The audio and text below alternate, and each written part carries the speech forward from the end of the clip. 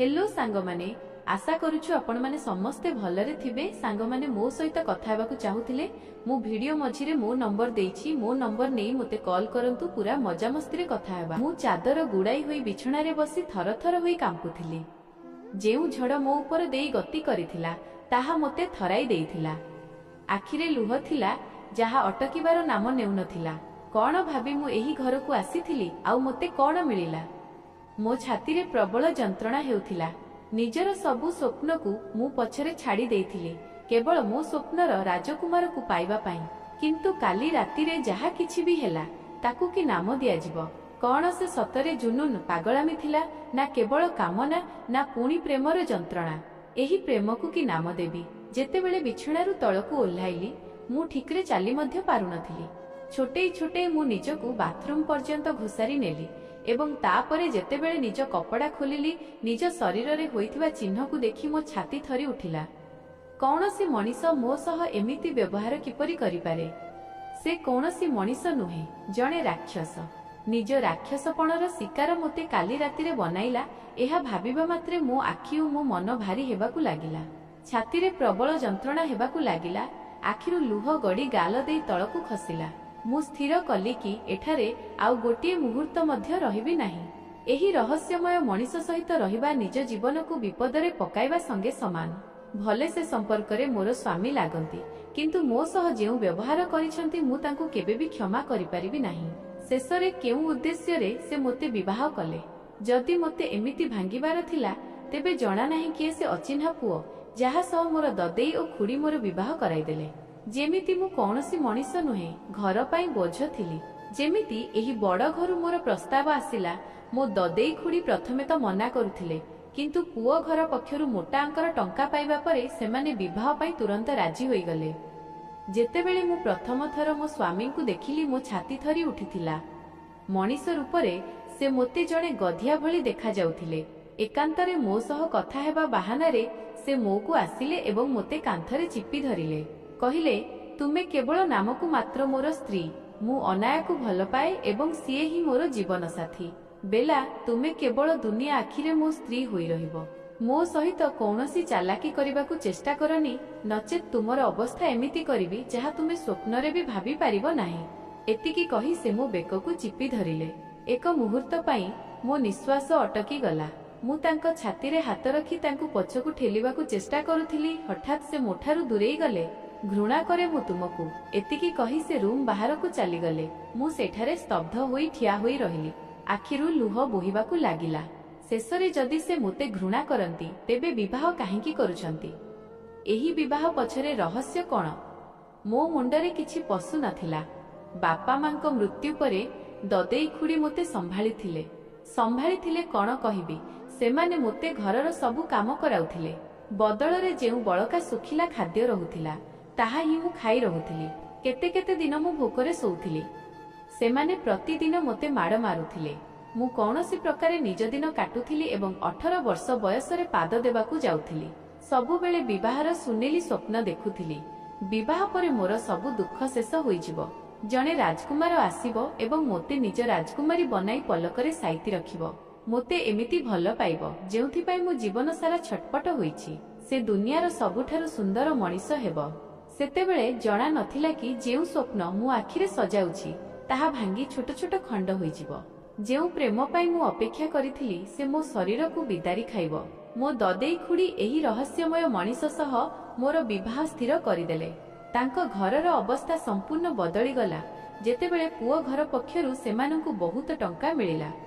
जेमिति मोर सौदा करुथिले किंतु मु बुझी पारु नथिली जदि से अनाया को भल पाउछंती तेबे मते काहेकी विवाह करुछंती। पलक पकाइबा मात्रे आमर विवाह होई गला एवं मु तांको घर को आसी गली। आजी विवाहर प्रथम राति थिला। मोर टिके भी आशा नथिला कि मो स्वामी को आसीबे। तेणु मु बिछणारे सोई गली एवं आखि बंद करिदेली। मो स्वामी को घर एक बड़ हाबेली थिला एवं पाखापाखी बहुत गुड़िए घर थिला जेउठी तांको कर्मचारी माने रहुथिले। काहेकी केजाणी एही घर मते संपूर्ण भूतुणी घर भली लागुथिला। चारिआडे केवल अंधार एवं सामान्य आलुओ टिमटिम हेउथिला। मु सोई सोई झरका दे आसुथिबा जह्न आलुओरे स्नान करुथिली। केते शीतल। एही घरे मध्य सेमिति ठंडा वातावरण थिला। ଏହା ଭାବିବା ମାତ୍ରେ ମୋ ମେରୁଦଣ୍ଡ ଦେଇ ଏକ ଶିହରଣ ଖେଳିଗଲା। କେବଳ ଆଶାର ଗୋଟିଏ କିରଣ ଜହ୍ନର ଆଲୁଅ ଥିଲା। ଜହ୍ନକୁ ଭଲ ଭାବେ ଦେଖୁଥିଲି, କେତେ ବଡ଼ ଦେଖାଯାଉଥିଲା। ବୋଧହୁଏ କାଲି ପୂର୍ଣ୍ଣିମା ଥିଲା। ହଠାତ୍ କବାଟ ଖୋଲିବାର ଶବ୍ଦ ହେଲା ଏବଂ ମୁଁ ସମ୍ପୂର୍ଣ୍ଣ ସ୍ତବ୍ଧ ହୋଇଗଲି ଏବଂ ସେହି ଆଡ଼କୁ ଚାହିଁଲି। ସାହସ ହେଉନଥିଲା। କବାଟ ପୁଣି ବନ୍ଦ ହୋଇଗଲା। ମୋତେ ଅନୁଭବ ହେଲା କାହାର ପାଦ ଶବ୍ଦ ଆସୁଛି, ଯେଉଁଥିପାଇଁ ମୁଁ ମୋ ଆଖିକୁ ଜୋରରେ ବନ୍ଦ କରିଦେଲି। ହଠାତ୍ ଅନୁଭବ ହେଲା କିଏ ପରଦା ଟାଣିଦେଲା ଏବଂ ତାପରେ ମୋ ପାଖକୁ ଆସି ବିଛଣାରେ ଶୋଇଗଲା। ମୁଁ ଆଖି ଖୋଲିଲି ତ ବାହାରୁ ଆସୁଥିବା ଜହ୍ନ ଆଲୁଅ ଆଉ ଭିତରକୁ ଆସୁଥିଲା ଏବଂ ରେ ଦମ ବନ୍ଦ ହୋଇଗଲା ଭଳି ଅନ୍ଧାର ଥିଲା। ମୁଁ ହାତ ମୁଠା କଲି ଏବଂ ଭଗବାନଙ୍କ ନାମ ଜପିବାକୁ ଲାଗିଲି। ହେ ପ୍ରଭୁ, ମୋତେ ସୁରକ୍ଷା ଦିଅନ୍ତୁ। ଏଠି କିଛି ଠିକ୍ ନାହିଁ। ଏକ ଅଜବ ଦୁର୍ଗନ୍ଧ ମୋ ନାକକୁ ଆସୁଥିଲା। କିଏ ମୋ ପାଖରେ ଶୋଇଛି? କ'ଣ ଏହା ମୋର ସ୍ୱାମୀ ନା ଆଉ କିଏ? ଏପରି ଦୁର୍ଗନ୍ଧ କାହିଁକି ଆସୁଛି? ଯେତେବେଳେ ଚାରିଆଡ଼େ ଶାନ୍ତ ହୋଇଗଲା, ମୁଁ ଧୀରେ କରି କଡ଼ ଲେଉଟାଇ ଚାହିଁଲି। ଭୟରେ ମୋ ପାଦ ତଳୁ ମାଟି ଖସିଗଲା। ମୋ ପାଟିରୁ ଚିତ୍କାର ବାହାରିବା ଆଗରୁ ମୁଁ ନିଜ ହାତରେ ନିଜ ପାଟିକୁ ବନ୍ଦ କରିଦେଲି। ମୋ ସାମ୍ନାରେ ଯେଉଁ ହିଂସ୍ରଜନ୍ତୁ ଦରିନ୍ଦା ଥିଲା, ତାକୁ ଦେଖି ମୋ ଛାତି ଧଡ଼ଧଡ଼ ହେଲା। ଏମିତି ଲାଗିଲା ଯେମିତି ହୃଦୟ ଛାତିରୁ ବାହାରକୁ ଆସିଯିବ। ମୁଁ ବରଫ ଭଳି ଜମାଟ ବାନ୍ଧିଗଲି। କ'ଣ ମୋତେ ଏହିରୁ ବାହାରି ପଳାଇବା ଉଚିତ? କ'ଣ ମୋ ସାମ୍ନାରେ ଶୋଇଥିବା ବ୍ୟକ୍ତି ଜଣେ ହତ୍ୟାକାରୀ? ତାଙ୍କ ହାତରେ ରକ୍ତ କାହିଁକି ଲାଗିଛି? ବିଭିନ୍ନ ପ୍ରକାର ପ୍ରଶ୍ନ ମୋ ମନକୁ ଆସୁଥିଲା। ସାରା ରାତି ମୁଁ ଆଖି ବନ୍ଦ କରି ଶୋଇ ରହିଲି, କିନ୍ତୁ ମୋତେ ନିଦ ହେଲା ନାହିଁ। ମୁଁ ସମ୍ପୂର୍ଣ୍ଣ ସତର୍କ ଥିଲି। ମୋତେ ଡର ଲାଗୁଥିଲା କି ମୋ ଜୀବନ ବିପଦରେ ଅଛି। ମୁଁ ଏହା କେଉଁ ବିପଦରେ ପଡ଼ିଲି? ସୂର୍ଯ୍ୟଙ୍କ ଆଲୁଅ ଯେତେବେଳେ ଆଖିରେ ପଡ଼ିଲା, ମୋ ପଲକ ଖୋଲିଲା। ମୁଁ ହାତ ଗୋଡ଼ ସିଧା କଲି। ଜାଣିନାହିଁ କେତେବେଳେ ମୋତେ ନିଦ ହୋଇଯାଇଥିଲା। ବୋଧହୁଏ ମୁଁ ବହୁତ କ୍ଳାନ୍ତ ଥିଲି। ଯେତେବେଳେ ଉଠି ବସିଲି, ମୋ ଶରୀରରେ ପ୍ରବଳ ଯନ୍ତ୍ରଣା ହେଉଥିଲା। ବୋଧହୁଏ ଏହି କାରଣରୁ କି ମୁଁ ରାତିରେ ଠିକରେ ଶୋଇପାରିନଥିଲି। ବୋଧହୁଏ 2-3 ଘଣ୍ଟା ଶୋଇଥିଲି ଏବଂ ଖରାପ ଚିନ୍ତା ମନକୁ ଆସୁଥିଲା। ରେ କେହି ନଥିଲେ। କିଏ ପରଦାକୁ ପୁଣି ହଟାଇ ଦେଇଥିଲା, ଯେଉଁଥିପାଇଁ ସୂର୍ଯ୍ୟ କିରଣ ରୁମ୍ ଭିତରକୁ ଉଷ୍ମତା ଖେଳାଇ ଦେଉଥିଲା। ମୁଁ ବିଛଣାରୁ ଓହ୍ଲାଇ ବାଥରୁମ୍ ଯାଇ ଫ୍ରେଶ୍ ହେଲି। କାଲି ଯେତେବେଳେ ଏହି ଘରକୁ ଆସିଲି, ମୋତେ ହାବେଳି ଦେଖିବାକୁ ମଧ୍ୟ ସମୟ ମିଳିନଥିଲା। ମୋ ସ୍ୱାମୀ ସିଧା ମୋତେ ଏହିକୁ ନେଇ ଆସିଥିଲେ। କହିଲେ, ମାଇନ୍, ଏଇଟା ଆମର ରୁମ୍। ମୁଁ ମୋର ସବୁ ସାମାନ ମଧ୍ୟ ଏପର୍ଯ୍ୟନ୍ତ ସଜାଇ ନଥିଲି। କିଏ ଜଣେ କବାଟ ବାଡ଼େଇଲା। ଦେଖିଲି ତ ସାମ୍ନାରେ ଚାକରାଣୀ ଥିଲା, ଯିଏ ମୋ ପାଇଁ ଜଳଖିଆ ନେଇ ଆସିଥିଲା। ଛୋଟ ମାଲିକାଣୀ, ଏହା ଆପଣଙ୍କ ଜଳଖିଆ। ଆପଣ ଜଳଖିଆ କରିନିଅନ୍ତୁ, ମୁଁ ଆପଣଙ୍କ ସାମାନ ସଜାଇ ଦେଉଛି। ମୁଁ ଚୁପଚାପ ଟେବୁଲରେ ବସି ଜଳଖିଆ କଲି। ଶୁଣ, ତୁମ ନାଁ କ'ଣ? ମୁଁ ତାକୁ ପଚାରିଲି। ସେ କହିଲା, ମାଲିକାଣୀ, ମୋ ନାଁ ଅଞ୍ଜୁ। ମୁଁ କହିଲି, ଅଞ୍ଜୁ, ଗୋଟେ କଥା କୁହ, ତୁମ ମାଲିକ କ'ଣ କାମ କରନ୍ତି? କୌଣସି ଖରାପ କାମ ତ କରୁନାହାନ୍ତି। କାଲି ଯେତେବେଳେ ସେକୁ ଆସିଲେ, ଏକ ଅଜବ ଦୁର୍ଗନ୍ଧ ଆସୁଥିଲା। ମୋ କଥା ଶୁଣି ତା ଆଖି ଖୋସି ହୋଇଗଲା। ମାଲିକାଣୀ, ମୋତେ ଯିବାକୁ ହେବ, ସେ ହଡ଼ବଡ଼େଇ ଗଲା। ପ୍ରାୟ ଦୌଡ଼ିଲା ଭଳି ରୁମ୍ ବାହାରକୁ ଯିବାବେଳେ କବାଟ ପାଖରେ ଅଟକିଲା। ମାଲିକାଣୀ, ଏହି ବିଷୟରେ ଆପଣ କାହା ସହିତ କଥା ହେବେ ନାହିଁ, ନଚେତ୍ ଆପଣଙ୍କ ଉପରକୁ ବିପଦ ଆସିପାରେ। ଏତିକି କହି ସେଠାରୁ ଚାଲିଗଲା। ତା ମୁହଁରେ ଭୟ ଖେଳି ଯାଇଥିଲା, ଯେଉଁଥିପାଇଁ ଏବେ ମୋତେ ମଧ୍ୟ ଡର ଲାଗିଲା। ହାବେଳି ବୁଲି ଦେଖିବାକୁ ମୁଁ ଚାହୁଁଥିଲି। ମୁଁ ବାହାରିବାକୁ ଯାଉଥିଲି, ଏତିକି ବେଳେ ମୋ ମୋବାଇଲ ବାଜିଲା। ମୋ ବେଷ୍ଟ ଫ୍ରେଣ୍ଡ କିରଣର କଲ୍ ଥିଲା। ମୁଁ ଫୋନ୍ ଉଠାଇଲି ତ ତାର ହସ ଖୁସି ଭରା ସ୍ୱର ମୋ କାନରେ ପଡ଼ିଲା। ଆଉ କୁହ, ତୁମ ସୁହାଗ ରାତି କେମିତି ଥିଲା? ତୁମ ସ୍ୱାମୀ ତୁମକୁ ଭଲ ପାଇଲେ ତ? ଓହ, ମୁଁ ପଚାରିବାକୁ ଭୁଲିଗଲି, ତୁମ ସ୍ୱାମୀ ଏବେ ପାଖାପାଖି ନାହାନ୍ତି ତ? ମାନେ ମୁଁ ତୁମକୁ ଡିଷ୍ଟର୍ବ କଲିନି ତ? କିରଣ କହି ଚାଲିଥିଲା ଏବଂ ତା କଥା ଶୁଣି ମୋତେ ବୁଝା ପଡ଼ୁନଥିଲା କି ମୁଁ କ'ଣ ଉତ୍ତର ଦେବି। ମୁଁ କହିଲି, ନାହିଁ କିରଣ, ଏମିତି କିଛି ହୋଇନି। ମୋ ସ୍ୱାମୀ ମୋ ପାଖକୁ ଆସିନାହାନ୍ତି। କ'ଣ? ସେ ଆଶ୍ଚର୍ଯ୍ୟ ହୋଇଗଲା। ତୁମେ ଏତେ ସୁନ୍ଦର, ଯଦି ସେ ତୁମ ପାଖକୁ ଆସିନାହାନ୍ତି, ତାର ଅର୍ଥ ସେ ନିଶ୍ଚୟ ଅନ୍ଧ ହୋଇଥିବେ। ବ୍ୟସ୍ତ ହୁଅନି ଜାନ୍, ମୁଁ ତୁମକୁ ଉପାୟ ଶିଖାଇଦେବି ଯେଉଁଥିରେ ତୁମ ସ୍ୱାମୀ ଜଲଦି ତୁମ ପ୍ରେମରେ ପଡ଼ିଯିବେ। ସେ ହସିବାକୁ ଲାଗିଲା। ମୁଁ ମଧ୍ୟ ହସିକରି କହିଲି, କିରଣ, ତୁମେ ବହୁତ ଦୁଷ୍ଟ। ମୁଁ ତୁମ ସହ ପରେ କଥା ହେବି। ଏତିକି କହି ମୁଁ ଫୋନ୍ ରଖିଦେଲି। ମୋର ଜମା ବି ଇଚ୍ଛା ନଥିଲା କି ସେହି ଲୋକ ପାଖକୁ ଯିବାକୁ, ଯିଏ ରହସ୍ୟରେ ଭରା, ଯିଏ ମୋତେ ସବୁବେଳେ ଥଣ୍ଡା ନଜରରେ ଚାହୁଁଥିଲେ, ଯେମିତି ମୁଁ ତାଙ୍କ ପାଇଁ କିଛି ନୁହେଁ। ମୁଁ ମୋ ରୁମ୍ ବାହାରକୁ ଆସିଲି ଏବଂ ବାହାରେ ମୋ ନଜର ମୋ ସ୍ୱାମୀଙ୍କ ଉପରେ ପଡ଼ିଲା, ଯିଏ ଟେବୁଲରେ ବସିରେ କାମ କରୁଥିଲେ। ତାଙ୍କୁ ଦେଖି ମୋ ପାଦ ଅଟକିଗଲା। ବହୁତ ଶାନ୍ତ ଭାବେ ମୁଁ ସେଠାକୁ ଆସିଥିଲି। ଜାଣିନି ସେ ମୋ ଆସିବା କଥା କେମିତି ଜାଣିଗଲେ। ସେ ମୋତେ ଦେଖିଲେ ଏବଂ ପଲକ ପକାଇବା ମାତ୍ରେ ମୋ ପାଖକୁ ଆସିଗଲେ। ତୁମେ ଏଠି? ଏତିକି କହି से मो हाथ धरिले एवं जोर चिपिले आउ तापरे निजर गोटे हाथ मो ओठरे रखिले एवं मो आखिरे एमिति चाहिए जेमिति मो मन को पढ़ा चेष्टा करुछंती। तापरे से मोते छाड़ीदेले कहिले बेला चाल तुमको मो घर देखाई दउछि जहा फଳରେ तुमको बुलिबाकू बा काम करिबारे असुविधा हेबो नाही। एतिकी कही मोते पूरा बंगला देखाइबाकू लागिले। सतरे एहा कोनोसी भूतुणी हाबेली थिला। प्रतिरे संपूर्ण शीतलता एवं एक अजब दुर्गंध थिला जेमिति पुरुणा घरे थाए। एही गंध मोते अतिष्ठ करुथिला। चुपचाप तांको पछे पछे अलगा अलगा रूम देखुथिली। से मोते बुझाउथिले। सेतिकी बेले गोटिए रूम सामनारे आसी अटकी गले। कहिले एही कबाट भितरे केबेबेरे भी पाद रखिबो नाही। पुणी निज आखि छोट करी मोते चाहिले। कौन तुमे बुझिल? मु मो मुंड हो मारिली। हाँ बुझिली। पुणी से मो हाथ धरिले एवं मोते अन्य रूम देखाइबाकू लागिले। एठारे एते अजब दुर्गंध काहींकी? मो पाटिरुरे बाहरी गला जेउथिपाई एक मुहूर्त पाई से चमकी पड़िले। तेबे तुमको मो घरु गंध आसुछि? तेबे एहा बुझी रख मु मध्य दुर्गंध सहुछि। तुमर दुर्गंध? मु पूरा आश्चर्य होई गली। मु एबे गाधोई सफा कपड़ा पिंधि बाहरी थिली एवं परफ्यूम मध्य लगाई थिली। पुणी मो शरीररु दुर्गंध किपरि आसी पारे? मु कोन जानि पारे तुमे कोन काम कर? मु पचारिली एवं से मोते पूरा हत्याकारी नजररे चाहिले। पुणी मु बेक चिपी देले एवं मोते गोटिए कारे कांथकू ठेली देले। मो पाटिरु जोररे शब्द बाहरिला।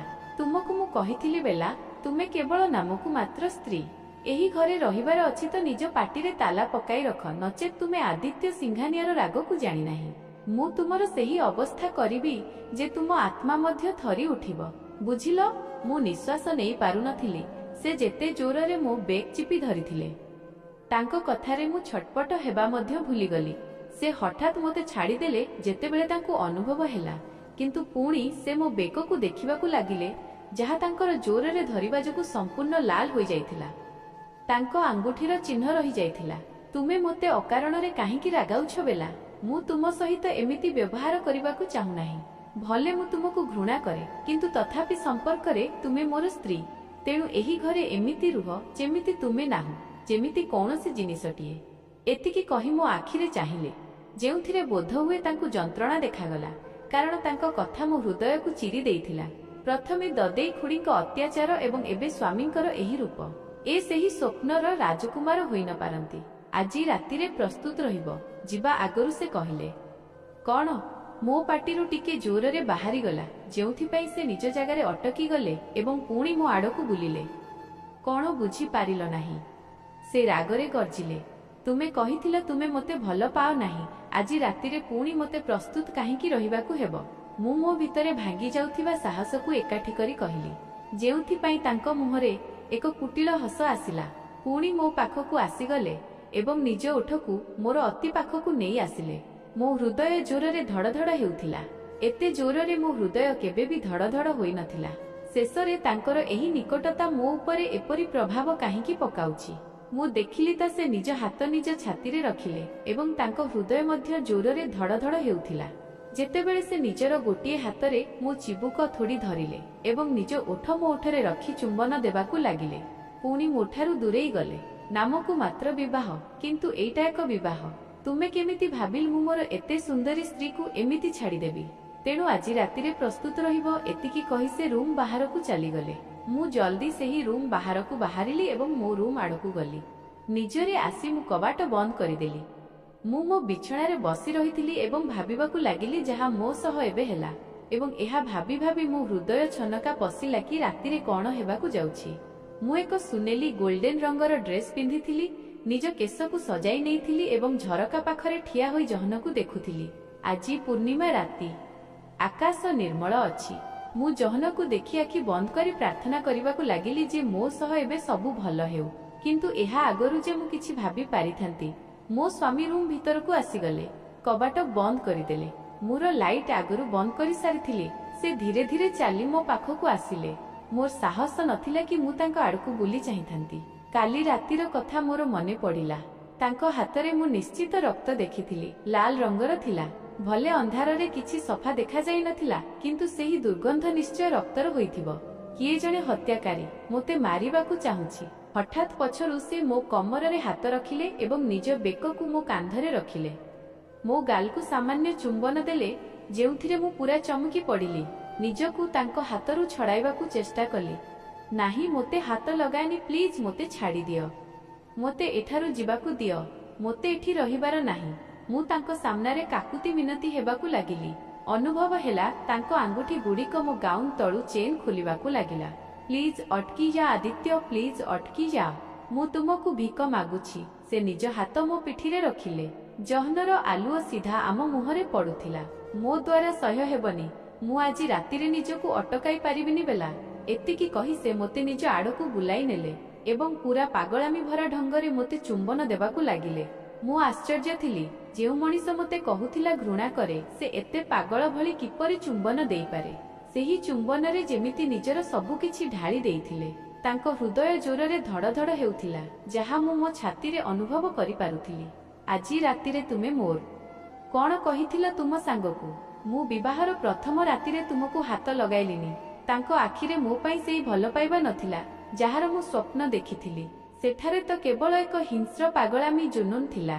କ'ଣ ସେ ମୋ ସାଙ୍ଗ ସହ ମୋର କଥାବାର୍ତ୍ତା ଶୁଣି ନେଇଛନ୍ତି? କିନ୍ତୁ ଏମିତି କିପରି ହୋଇପାରେ? ମୁଁ ମୋ ସାଙ୍ଗ ସହରେ କଥା ହେଉଥିଲି ଯେତେବେଳେ କି ସେ ତଳେରେ କାମ କରୁଥିଲେ। କ'ଣ ତାଙ୍କ ଲୋକମାନେ ମୋ ଉପରେ ନଜର ରଖିଛନ୍ତି? ଭୟରେ ମୁଁ ଖୁବ୍ ଜୋରରେ ଥରୁଥିଲି। ସେ ମୋତେ ଟାଣି ନେଇ ନିଜ ବାହୁବନ୍ଧନରେ ବାନ୍ଧିଦେଲେ। ମୋ ନରମ ଓଠକୁ ନିଜ ଆୟତ୍ତରେ ଦଳି ମକଚିଦେଲେ।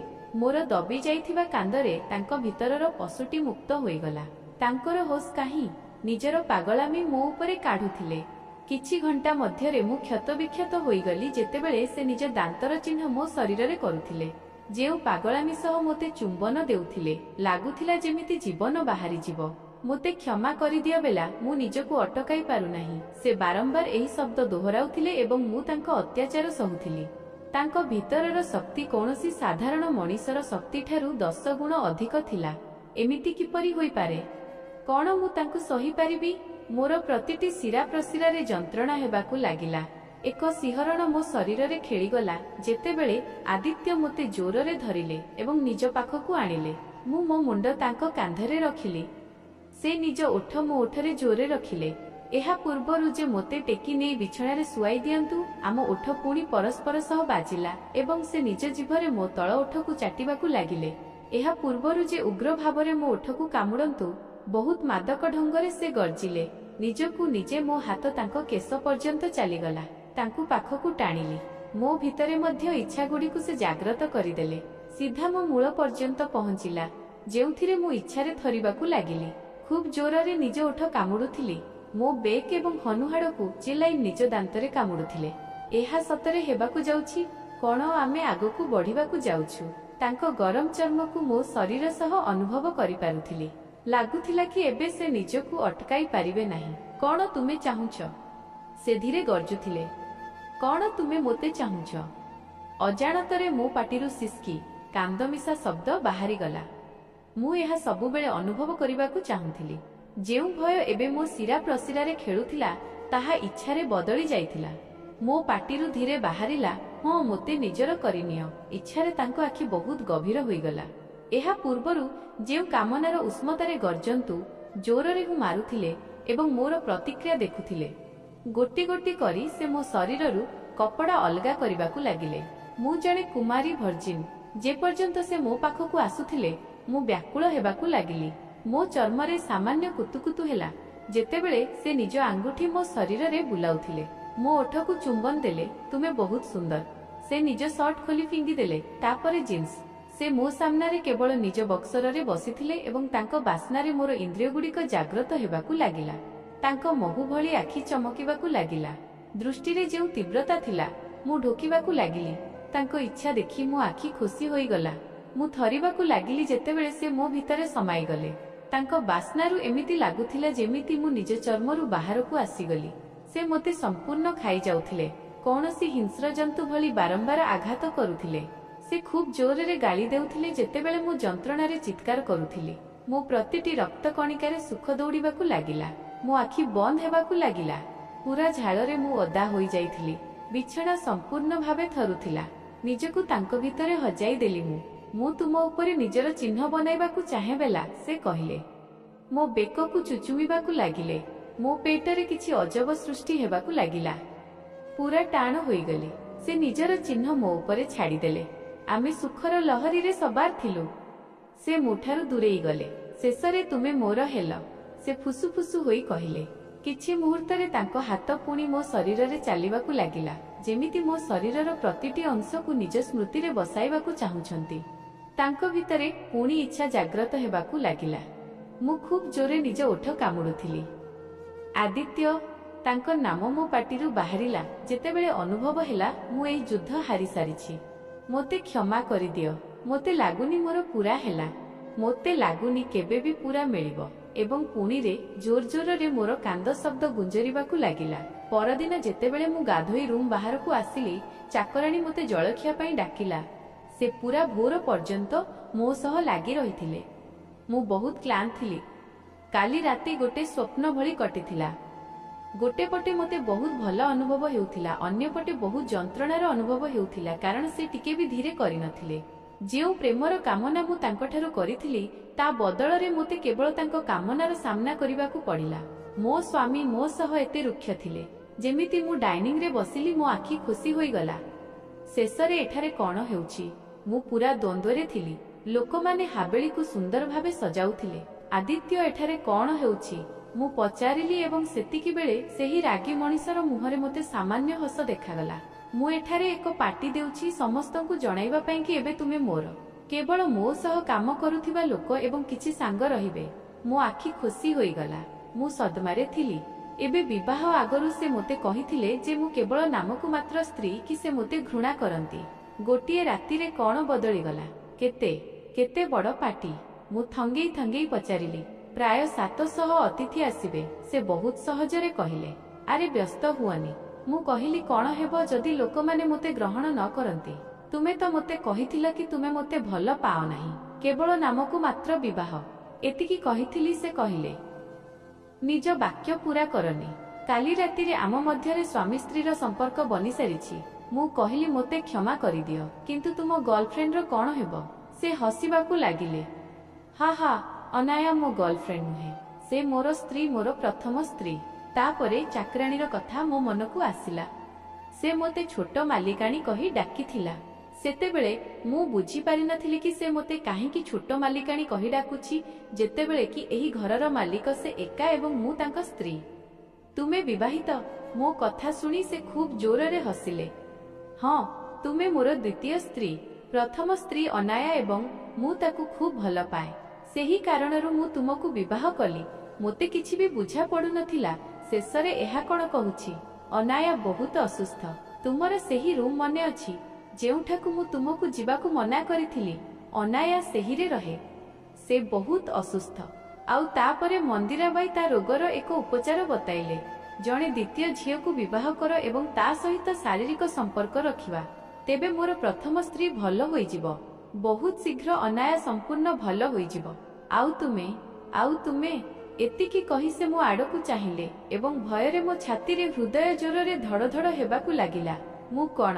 तुमे ता जागा नै जीव। तुमो जागा सेही रे। जेतेबेले तुमे असुस्थ होई पड़िबो, ठीक तारी भली मु तुमकू सेही को शिफ्ट करि देबी। किंतु जे पर्यंत से भल होई नाही एवं तुमे असुस्थ नुह, तुमे केवल मोर एवं तुमकू प्रति राति रे मोर आक्रोशर सामना करिबाकू पड़िबो। मु जाने काली राति रे मु बहुत रुक्ष थिली, किंतु मु एमिति विश्वास हेउनथिला। तांको मुहरे एक शैतानी झलक देखा जाउथिला एवं भयरे मो मुह पूरा लाल होई जाइथिला। मो ओठ थरिबाकू लागिला। विश्वास हेउनथिला।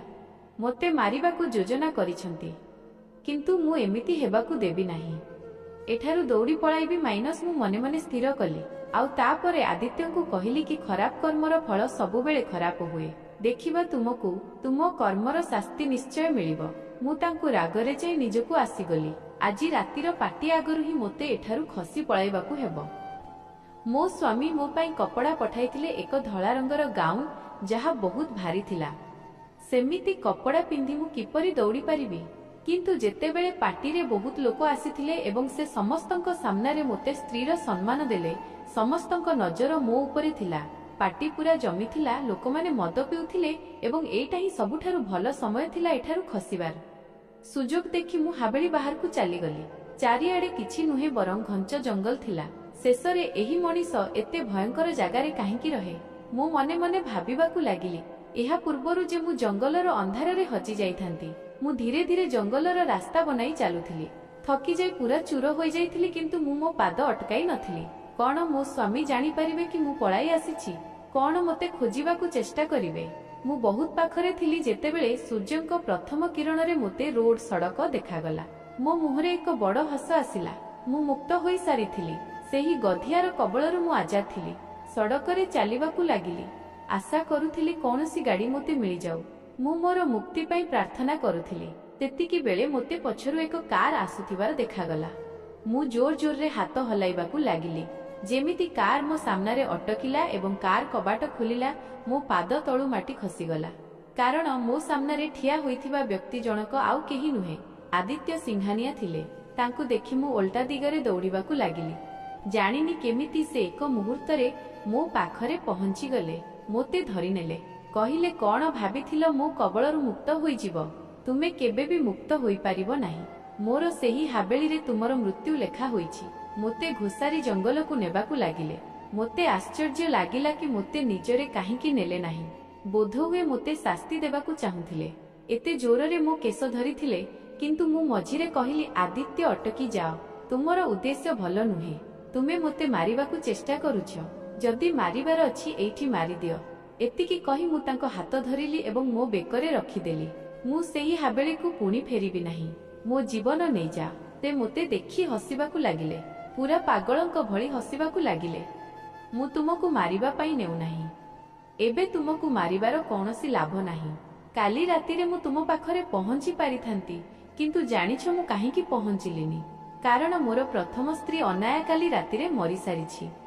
ମନ୍ଦିରା ବାଇ ଜଣେ ଠକ ଥିଲେ। ସେ ସବୁକିଛି ମିଛ କହିଥିଲେ, ଯାହାଫଳରେ ମୁଠାରୁ ବଡ଼ ଅଙ୍କର ଟଙ୍କା ନେଇପାରିବେ। ଏହା ସବୁ ମିଛ ଥିଲା କି ମୁଁ ଦ୍ୱିତୀୟ ବିବାହ କଲେ ମୋ ସ୍ତ୍ରୀ ବଞ୍ଚିଯିବ। ତା ମୃତ୍ୟୁ ପରେ ଯେତେବେଳେ ଡାକ୍ତର ଆସିଲେ ତ ଜଣାପଡ଼ିଲା ଅନାୟାକୁ କ୍ୟାନ୍ସର ଥିଲା ଏବଂ ସେହି କାରଣରୁ ତାର ଜୀବନ ଚାଲିଗଲା। ମୁଁ ଦେଖିଲି ତାଙ୍କ ଆଖିରୁ ଲୁହ ଝରୁଥିଲା। ମୋତେ କ୍ଷମା କରିଦିଅ ବେଲା। ଅନାୟା ମୋର ପିଲାଦିନର ପ୍ରେମ। ବିବାହର 3 ମାସ ମଧ୍ୟରେ ହିଁ ସେ ଅସୁସ୍ଥ ହୋଇପଡ଼ିଲା। ତାକୁ ଅଲଗାରେ ରଖିବାକୁ ପଡ଼ିଲା। ତା ଉପରେ କୌଣସି ବି ଔଷଧର ପ୍ରଭାବ ପଡ଼ୁନଥିଲା। ମୁଁ ବ୍ୟସ୍ତ ହୋଇଗଲି ଆଉ ତାପରେ ମନ୍ଦିରା ବାଇନ୍ ଜାଲରେ ଫସିଗଲି। ମୋତେ କ୍ଷମା କରିଦିଅ। ମୁଁ ତୁମ ସ୍ୱପ୍ନର ସେହି ରାଜକୁମାର ବନିବି। ନିଜର ଏହି କୋମଳ ଫୁଲକୁ ବହୁତ ଭଲ ପାଇବାରେ ରଖିବି। କଣ ମୋତେ କ୍ଷମା କରି ପୁଣି ସୁଯୋଗ ଦେବ? ସେ ପଚାରିଲେ। ତାଙ୍କ ଆଖିରେ ମୋତେ ସତ୍ୟତା ଦେଖାଯାଉଥିଲା, ତଥାପି ମୋ ହୃଦୟ ଛନକା ପଶୁଥିଲା। ମୁଁ ତୁମ ବିଷୟରେ କିଛି ବି ଜାଣିନାହିଁ। ମୁଁ ତୁମ ସହ ଯିବି ନାହିଁ। ସେ କହିଲେ, ସେ ଜଣେ ବିଜନେସମ୍ୟାନ। ମୁଁ ପଚାରିଲି, ପୁଣି ତୁମେ ଏତେ ଭୟଙ୍କର ଜାଗାରେ ହାବେଳି ବନାଇ କାହିଁକି ରହୁଛ ଏବଂ ତା ଭିତରୁ ଏମିତି ଦୁର୍ଗନ୍ଧ କାହିଁକି ଆସୁଛି? ବିବାହର ପ୍ରଥମ ରାତିରେ ତୁମ ହାତରେ ରକ୍ତ କାହିଁକି ଲାଗିଥିଲା? ତୁମେ କଣ କାମ କର ସତ କୁହ ମୋତେ? ସେଇଟା ମୋର ପୂର୍ବପୁରୁଷଙ୍କ ହାବେଳି। ଏତେ ପୁରୁଣା ହେବା କାରଣରୁ ସେଥିରୁ ଦୁର୍ଗନ୍ଧ ଆସୁଥିବ। ମୁଁ ଏହାର ମରାମତି କରାଇବି। ଏତେ ଦିନ ପର୍ଯ୍ୟନ୍ତ ମୁଁ କିଛି କରିନଥିଲି କାରଣ ମୁଁ ଅନାୟା ପାଇଁ ବ୍ୟସ୍ତ ଥିଲି, କିନ୍ତୁ ଏବେ ଯେତେବେଳେ ସେ ଏହି ଦୁନିଆ ଛାଡ଼ି ଚାଲିଗଲା ତ ମୁଁ ସବୁକିଛି ବଦଳାଇ ଦେବି। ଯେଉଁ ରକ୍ତ ମୋ ହାତରେ ଲାଗିଥିଲା ସେଇଟା ମୋ ସ୍ତ୍ରୀର ଥିଲା। ମୁଁ ତାକୁ ସଫା କରିନଥିଲି କାରଣ ତାର ବାସ୍ନା ମୋତେ ମିଳୁଥିଲା। ମୁଁ ତାକୁ ଭଲ ପାଉଥିଲି। ମୁଁ କୌଣସି ଖରାପ କାମ କରେନି।